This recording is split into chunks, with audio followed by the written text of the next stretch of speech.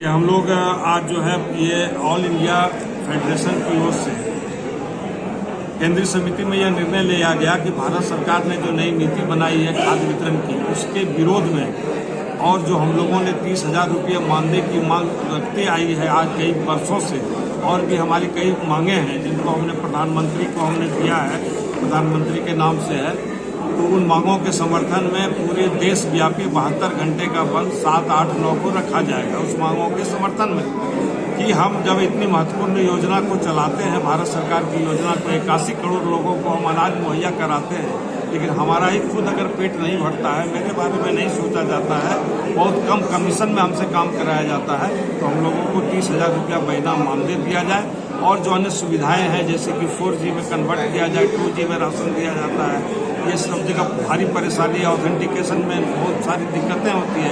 तो इन सारे सवालों को लेकर हम लोगों ने 3 दिन का सांकेतिक हड़ताल पूरे हिंदुस्तान में हम लोगों ने किया है और उसके बाद भी बात नहीं माना जाएगा तो 22 तारीख को हम लोग दिल्ली के जंतर मंतर में हम लोग धरना देके पार्लियामेंट का घेराव करने का भी काम करेंगे। तो सांकेतिक धरना में क्या कुछ रहेगा? सांकेतिक धरना में उस दिन 72 घंटे का ई-पॉस बंद रहेगा।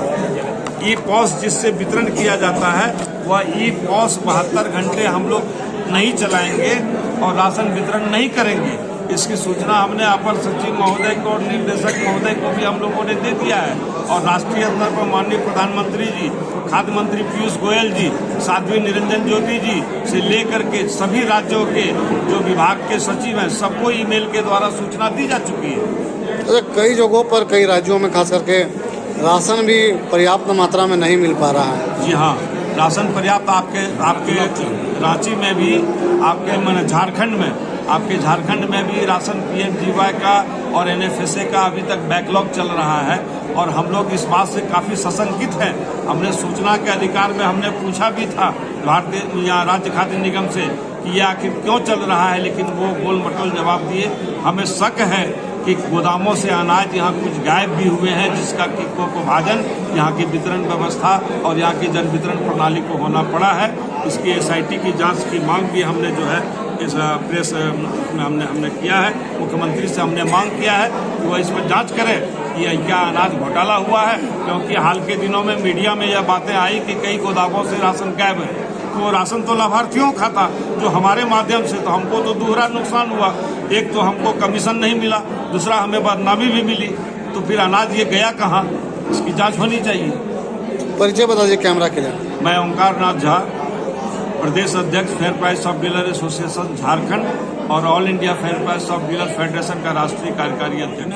वो कारगर ढंग से सफलीभूत नहीं हो पा रही है। भारतीय खाद्य निगमों में पर्याप्त भंडारण नहीं है। ये दोषारोपण राज्य खाद्य निगम भारतीय खाद्य निगम पर दोषारोपण करती है। समयानुसार हम लोगों को सामान नहीं मिलता, वितरण की अवधि सुनिश्चित कर दी जाती है, जिसके कारण खाद्यान्न हमारा व्ययगत हो जाता है और खाद्यान्न व्ययगत होने से हमारा कमीशन भी नहीं प्राप्त होता है, लाभार्थियों को खाद्यान्न प्राप्त नहीं होता है। हमारा डिमांड है, हमारी मांग है कि हमें सही समय पर, सही मात्रा पर खाद्यान्न उपलब्ध कराई जाए ताकि हम लाभार्थियों को खाद्यान्न उपलब्ध करा सकें, क्योंकि लाभार्थियों को खाद्यान्न वितरण करने से ही हमारा कमीशन मिलेगा। अगर हम लाभार्थियों को खाद्यान्न वितरण नहीं करेंगे हमारा कमीशन नहीं मिलेगा, लाभार्थियों को खाद्यान्न नहीं मिलेगा। आज रांची राजधानी में NFSA का जो खाद्यान्न है सभी दुकानों में अभी तक नहीं पहुंच पाई, जिसके कारण लाभार्थी खाद्यान्न से वंचित है, दुकानदार कमीशन से वंचित है। तो कैमरा के लिए परिचय बता दें। प्रदेश महासचिव संजय कुमार।